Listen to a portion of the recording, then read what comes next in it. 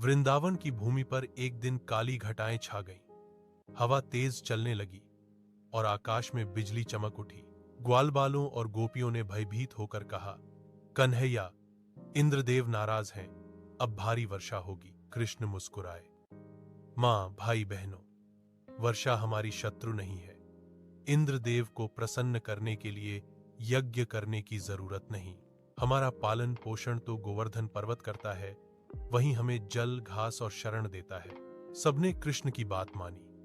उन्होंने इंद्र के स्थान पर गोवर्धन पूजा की।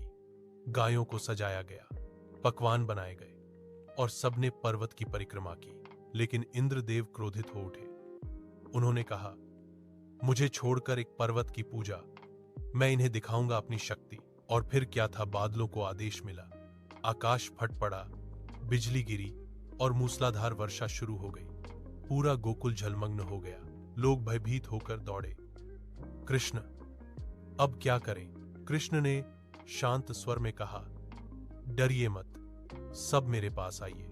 फिर उन्होंने अपने छोटे से नन्हे हाथ को ऊंचा उठाया और एक ही उंगली पर पूरा गोवर्धन पर्वत उठा लिया। सब आश्चर्य से देखते रह गए। गाय, बछड़े, गोपियां सभी पर्वत के नीचे आकर खड़े हो गए। 7 दिन और 7 रातें लगातार वर्षा होती रही, पर किसी को एक बूंद भी नहीं लगी। इंद्र को अपनी भूल का एहसास हुआ।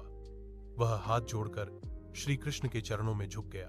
कृष्ण ने कहा, देवता भी जब अहंकार में आ जाएं, तो उन्हें भी प्रेम और भक्ति का स्मरण करवाना पड़ता है।